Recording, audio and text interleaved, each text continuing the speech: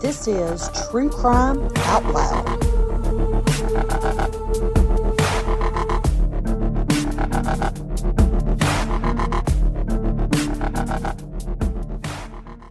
We had a little technical difficulty this week with our audio, so it's going to sound a little different and not as good as some of our other episodes, but we will have it fixed by next week. I'm your host, B. And I'm your host, Jen. And this week's case is a listener recommendation by Sarah in New Jersey. And the case is going to center around Ponce de Leon, Florida. Located in Holmes County with a population of around 500, it covers about a 5 square mile area. And located near Ponce de Leon, Florida is Vortex Springs. And Vortex Springs is a commercially operated dive facility and park originally started by Doc and Ruth Dockery. According to their website, it is a 520-acre facility that produces 28 million gallons of crystal clear water daily that has a year-round temperature of 68 degrees. And Vortex Springs is recognized as one of the best and safest diving resorts in the country and one of the largest diving facilities in Florida. And Vortex Springs is said to be the home and, I guess, originator of the red and white diver down flag. Along with scuba diving, they have a campground and other lodging facility. But we're going to leave Vortex Springs for a minute and move to Collierville, Tennessee, which is near Memphis. And living in Collierville, we have the McDaniel family, Shelby and Patty McDaniel. Patty, the mother, is a retired school teacher, and Shelby, the father, is in manufacturing. They live in a large home, and they had 3 adult sons. One of the sons was Paul, but Paul had died in September of 2008 at the age of 22. Paul's brother Ben had found him unconscious and called 911. And although Ben did his best to get Paul help as fast as he could, Paul was brain dead by the time he was found. So all the reports from Paul's passing said that he died from drug intoxication or a drug overdose, but the family claimed that he had died of a stroke. The family started the Paul A. McDaniel Foundation, which raises awareness about strokes and organ donation. Paul's brother Ben was the oldest of the 3 boys, and he was 30 years old in 2010 at the time of the case that we're featuring today. Ben had been married and had gone through a divorce, and he had started his own construction company but had lost it and was not in a good financial situation as he owed the IRS a large sum of money. He also had lost his home and had moved back in with his parents, so he was going through some tough financial times. But Ben had this hobby.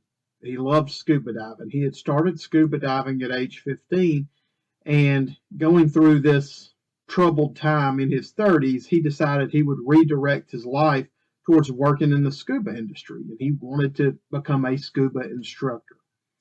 He was living in his parents' condo in Santa Rosa Beach, Florida, which is not located too far from Vortex Springs.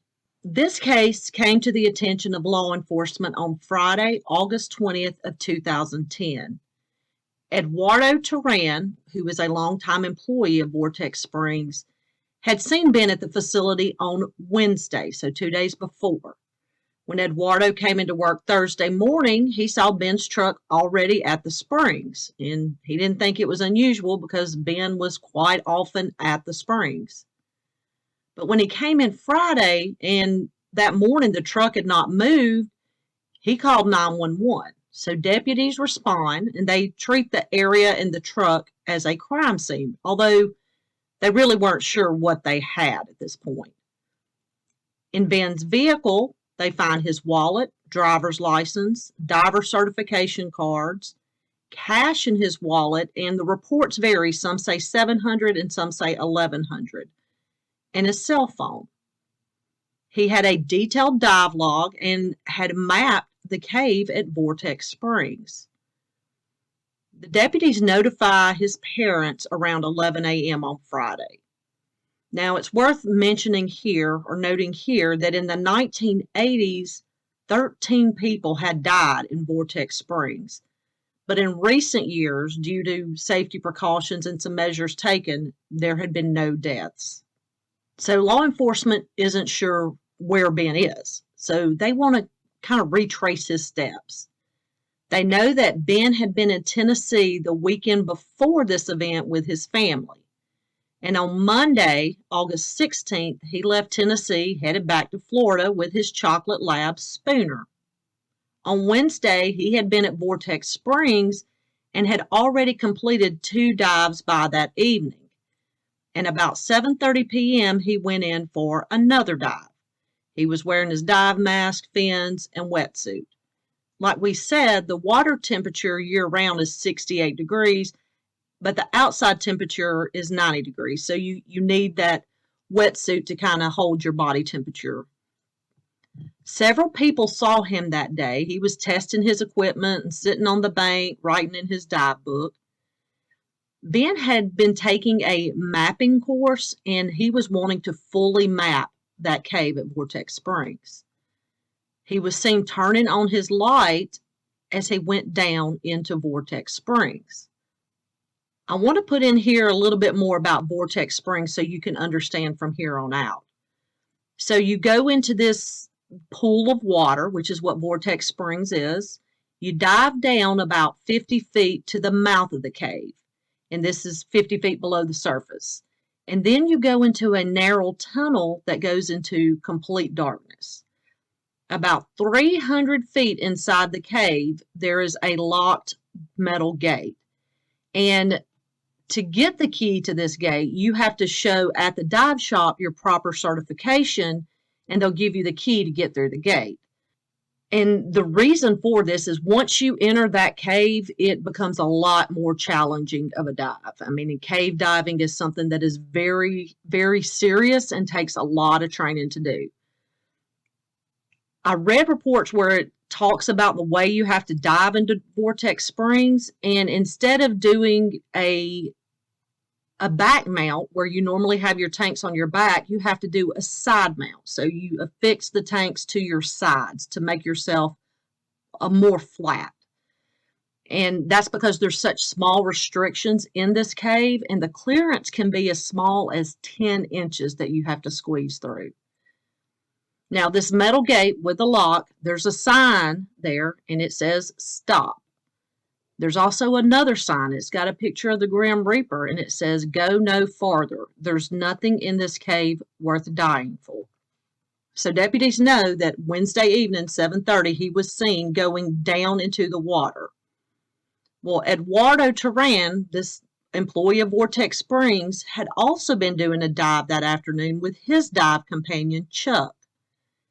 Eduardo tells police that he saw Ben at the entrance where the metal gate is located underwater, and he knew that Ben had been manipulating this gate and somehow getting into the restricted area without the key because he didn't have the proper certification. Well, Eduardo, while underwater, not being able to really communicate, made the decision to unlock the gate for Ben, because he knew that Ben was going to enter anyway by manipulating it, and he wanted to save him time and save his energy and his oxygen. And there are pictures on our website of this underwater gate, and if you're watching YouTube, of course, you're seeing them. Eduardo and Chuck did not wait on Ben to resurface because they weren't his diving companions, and Ben was diving alone. So police believe that Ben is obviously somewhere in Vortex Springs, and they're going to put together their dive team to search the cave and look for Ben. They knew if he was still in the cave, he would not be alive, and that's just because of the time that was passed since his disappearance. They knew that he would be out of oxygen and that kind of thing. And there are so many pitfalls potentially to cave diving. So many things can happen to you that can cause you harm. Caves can collapse. Divers often become disoriented. Silt can cause a complete whiteout where your visibility is basically nothing. And those tight restrictions that Jen talked about, that 10-inch clearance, those are known to snare hoses and tanks and other diving equipment and hang the diver up. So on Friday, rescue divers went in to Vortex Springs to try to locate Ben. And they sent in 3 different teams of divers, and So the divers pretty quickly find 3 tanks belonging to Ben McDaniel. One tank is 200 feet inside the cave and it's at the bottom. It has sank to the bottom. And the other 2 were in the basin area before you enter the cave in an area about 25 feet underwater, and they were strapped to a call box. Experts said that it's normal to place tanks along your dive route, but these tanks were not in areas where a diver would normally place them. They didn't see any signs that he had become disoriented and got panicky and drowned, so they didn't find his fins, his lights, and any masks or equipment that he may have taken off in a moment of panic. Dive shop security cameras didn't show the actual area where divers entered and exited the cave, but the areas that they did observe, there was nothing suspicious. Police located none of his equipment other than the 3 tanks. And this cave, Vortex Springs, is so challenging that they needed more expert divers. So the police dive team, this is outside of their capability. They needed someone who was a pro at cave diving to go into the deeper parts of the cave. And the end of the cave is a narrow restriction about 150 feet deep and 1,500 feet horizontally. So that's about the length of 5 football fields. And the last known restriction is 8 to 10 inches from top to bottom. The map of the cave that's available says exploration continues, as this area has not been mapped by experts, and many experts say that it's impassable. According to experts, you could possibly get into the restriction, but you couldn't get out. And Ben was a large guy. He was 6'2", 220 pounds. 2 cadaver dogs were brought to the springs, and one kind of reacted to the water. A water testing employee for the state and county health departments were called to the scene, and they tested the water over 30 times in several months after this, and there was no spike in bacteria that would be consistent with decomposition. Kevin Carlisle, who's a recovery diver, said that the scene to him looked staged or possibly set up. All of the tanks were in close proximity, and he would have needed a special gas to decompress. He does not believe that Ben is in the cave or ever went in the cave. But the expert is called, and this expert is Ed Sorensen. He was out of the country on an expedition or vacation when he was contacted. Now, Ed is the man known all around the country as the man who can go places others can't. He is like a phenomenal rescue diver, and he's actually been able to save divers along with some of the recovery missions he's done, but saving divers is almost an impossible thing. But do an internet search of his name and you'll see Ed and all his work that he has done. By the time of this case in 2010, Ed had logged around 2,500 dives. So Ed's out of the country, but he comes back early on Sunday to assist with this rescue. One rescue diver even told Ed when he got there that he had almost died himself just looking for Ben. Well, Ed gets everything together and decides what he needs to do, and he began his search on Monday. And Ed decided to use this underwater scooter that propels you faster through the cave towards the end so you don't need as much oxygen and you can go further. He gets to that last restriction and he had to turn his head sideways just to be able to fit through it. At about 1,700 feet into the dive and 200 feet past where the map is, Ed saw marks on the limestone, and that's what you would normally see if somebody enters a tight restriction. And Ed was able to confirm that these limestone scratches and marks was from another recovery diver. So he did not feel that Ben could have made it through there. He wouldn't have made it without leaving some kind of marks. But once he got to that point where he knew Ben hadn't been, he still went another 20 feet. And Ed was able to get through this space, like I said, turning his head sideways, but Ed was smaller than Ben. Ed said it would not be physically possible for Ben to go any farther. He said if he had been in that part of the cave, there would be marks on the clay bottom or in the limestone. And like we said, there was none of that. And there were no extra tanks left along the way, which he would need to have enough oxygen. He said there was also no signs that he was dead, such as increased activity from marine life or scavengers. Ed said he knew that at 220 pounds and about 6'1" or 6'2", Ben, being an untrained cave diver, could have never gotten through that final crevice that Ed himself had to squeeze through. A quote from Ed was, "I am 6 foot and 190 pounds with smaller tanks, and I know what I'm doing, and I barely made it through. The last place I searched was pristine, without a mark that a diver had been there. It would be impossible to go through that restriction without making a mark on the floor or ceiling. He's not in there." So all this information is relayed to the parents, but the parents, they obviously want to find Ben, and they got information that it was possible for you to get buried under the silt in a small area or nook. And divers told them that this would be like laying down in your front yard in scuba gear and being buried under leaves, that you would notice. It was not going to be something that could completely obscure you. The family used an underwater camera to search the area where the family themselves could watch, but the camera could only make it about 1,300 feet deep and only had about 8 hours of time before it had to come up. The parents also offered a $10,000 reward for divers brave enough to find Ben. And it made the diving community angry because they said this would most likely cause other fatalities because people are going to want this $10,000.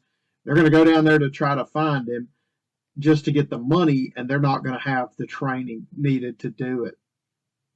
So the family hired their own diver, Steve Keene, and Keene was very familiar with Vortex Springs because he and a team of other divers had spent 100 hours mapping the cave in 2003. He had actually laid the line in the cave that runs all the way to the end. He made several dives on the cave and said if Ben were in there, he doesn't know where he would be. Everyone is astonished that they haven't found Ben, right? I think everybody expected that unfortunately Ben had encountered some kind of trouble on a dive and had passed away in the cave, but they haven't found him. So we got to start looking for some other information about Ben. So Ben's logbook starts out nice and neat and organized, but then he picks up the pace and intensity of the classes that he's taking. He starts taking them back to back to back, and he's not having any time between these classes to get hands-on practical experience with these diving techniques. He absorbed himself in scuba books, technical books, and books on cave diving. And he was basically educating himself through these books and not exactly hands-on with a trainer. Ben was said to be confident or cocky enough to break rules and violate limits and think that he was just as good as much more experienced divers. He also had temporary certification cards that were located in his home, and the cards were filled out in his own handwriting. In fact, they located a binder full of temporary certification cards and nothing to support that he was ever qualified at the level he claimed to be qualified to his family and friends.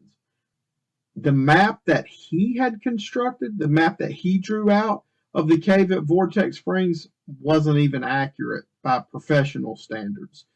Ben's girlfriend, Emily, said that Ben was a cocky person and he kind of lived by the motto, go big or go home.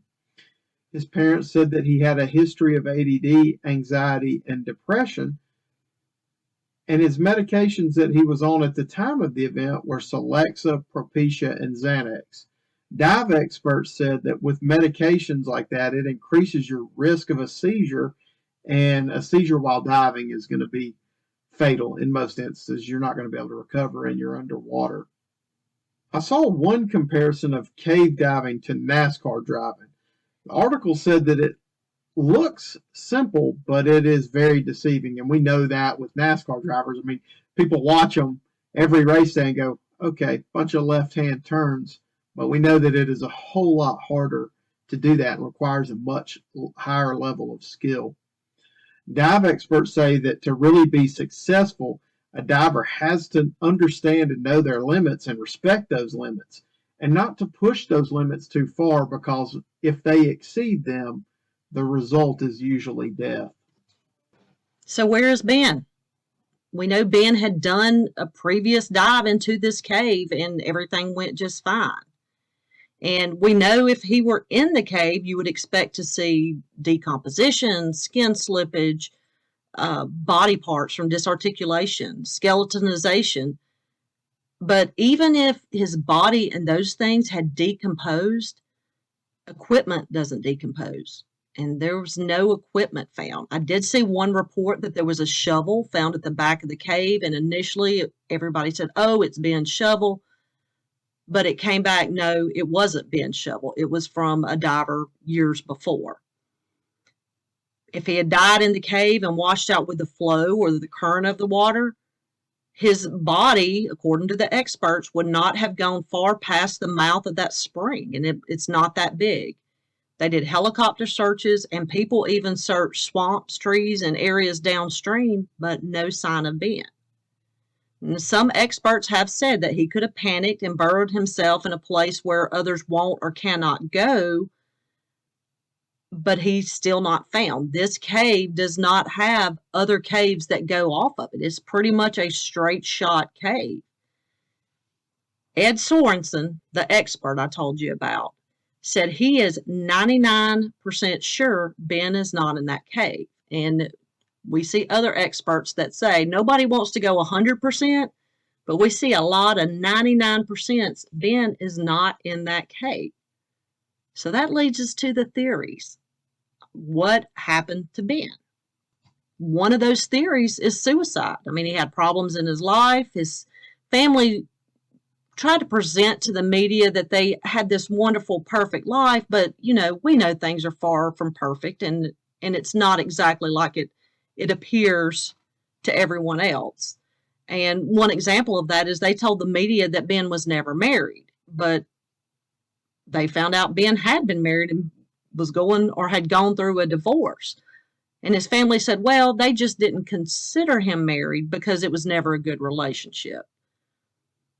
Ben had gotten married in 2007. By 2008, he was already anonymously on Facebook using the name Drew Eastwood, where he said he was single and would use it to flirt with other women.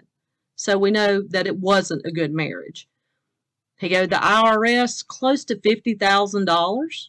He had a home that had been foreclosed on. His business had gone under, and in that, he had even left some jobs uncompleted, so there could be other repercussions from that.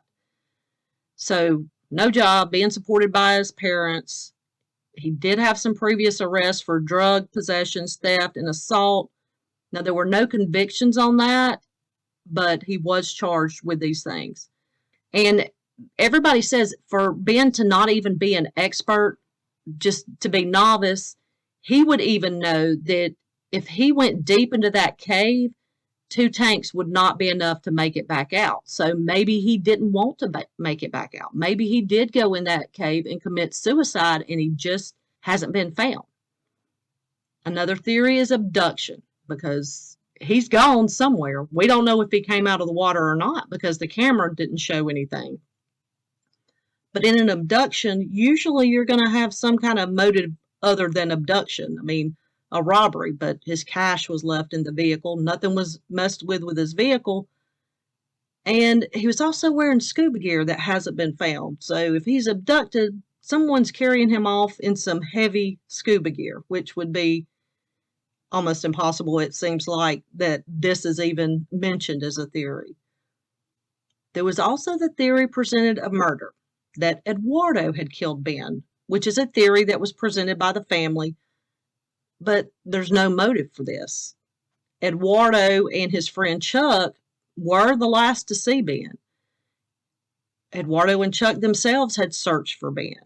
But on that Wednesday that Eduardo and Chuck were diving was not uncommon because they dove together almost every Wednesday. After they completed their dive, they went to Eduardo's for coffee and then went home. Both took polygraph tests and passed. Chuck and Eduardo both say they're 99% sure Ben isn't in the cave. I don't think to me, murder doesn't fit because, I mean, why? Why is he gonna, he's opening the gate because he wants to help him out, so why is he gonna murder him? Another theory is the new life. But with this one, he would leave behind a girlfriend, his dog, which people will leave behind girlfriends, not necessarily their dogs. But there's no traces with his bank account or phone activity, email, social media, and those tanks. That's what brings this theory some life to this theory, is the tanks seeming staged.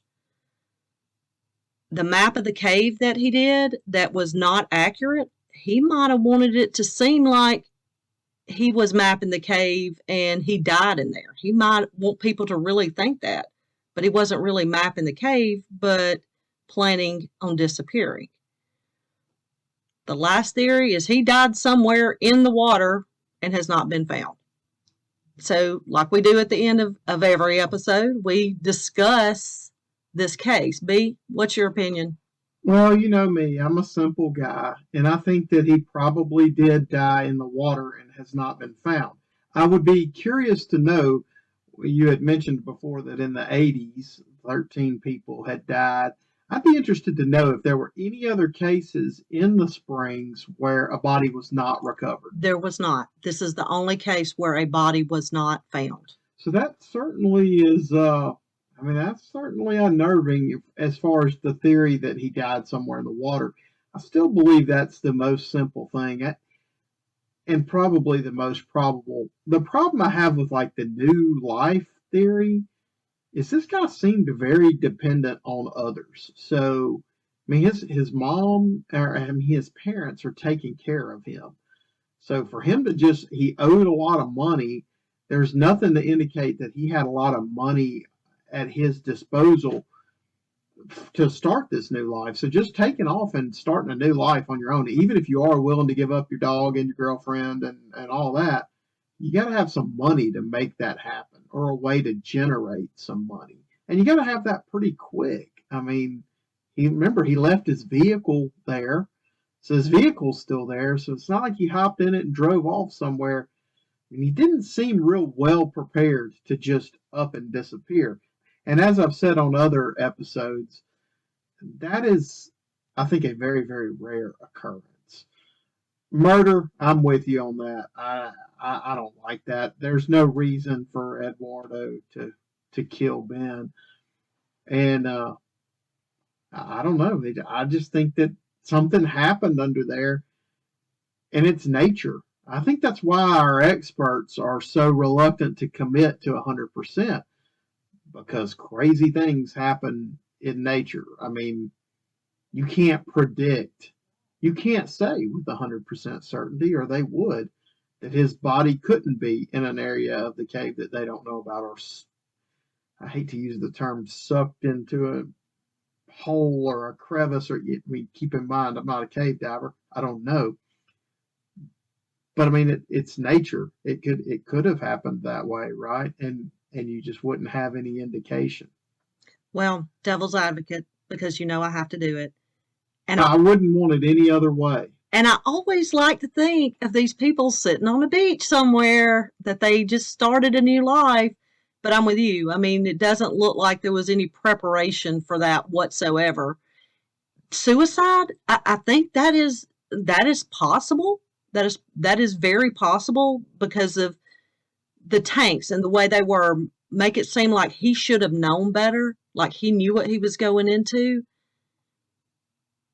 But I do think, and I am going to agree with you on this, that he died somewhere in the water and just has not been found.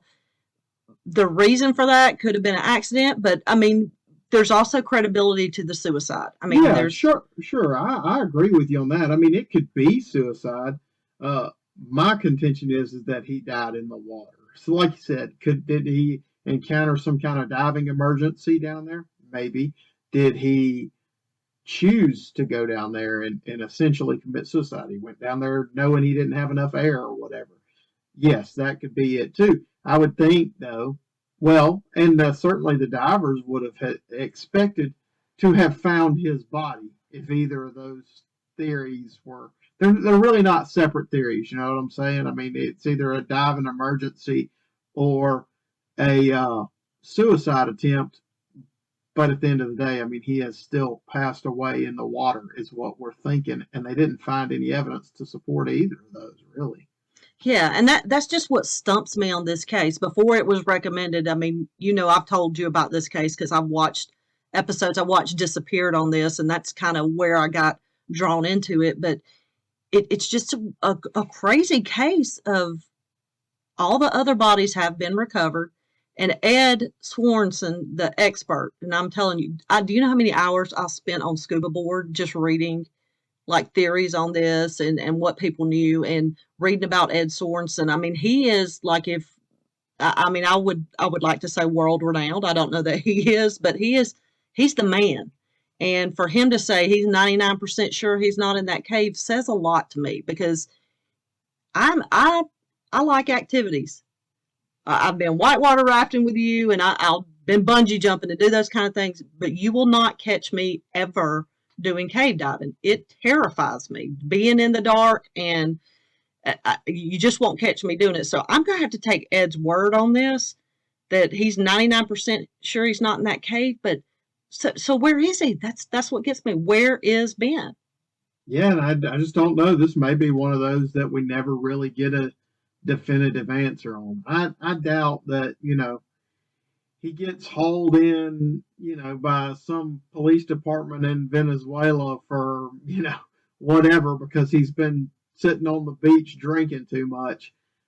I think most likely he passed away in the cave. And like we said before, whatever the cause or motivation in that was, I mean, we may never know that, but I believe that the reason his body hasn't been recovered is just one of those nature anomaly kind of things. I mean, it's kind of like, I don't want to draw too many parallels, but it's kind of like Bermuda Triangle type stuff. I mean, we know for a fact that stuff entered the Bermuda Triangle that never came back out, and we just hadn't found any of it. So what does that mean? Yeah. Well, my friend Tiffany, she texted me, and my friend Nicole has told me they do not like these kind of cases where there's not resolution. So they're going to be mad this week about this one. I don't know that we'll ever have resolution. Maybe one day we will get some answers. Maybe they will find some of his equipment in the cave there, or in the pool of Vortex Springs or something. But I mean, this is just one of those crazy cases, and those poor parents and that family, I mean, they lost one son in 2008 and another in 2010. I hurt for them. I mean, my heart goes out to them. I want to know where Ben is. I know they do, but I mean, I would like to know what happened in this case, and I think that's just human nature. We want to know. We want to know answers. Yeah, I agree with you. It's certainly an intriguing case. I just don't know that we'll ever have the answer to it. Maybe we'll have to take a visit to Vortex Springs, not to go cave diving, just to go. Yeah, I mean, I think I might could walk around in the gift shop or something, but I'm not doing any diving. Well, we hope you enjoyed this week's case, and as always, we'll see you next week. We would like to hear your thoughts on this and all of our cases, and as always, you can reach us by email at truecrimeoutloud@gmail.com, Facebook and Instagram at True Crime Out Loud. Out Loud is 2 words, not one, and Twitter at TC Out Loud. Photos, links, and sources for this case can be found on our website at www.truecrimeoutloud.com.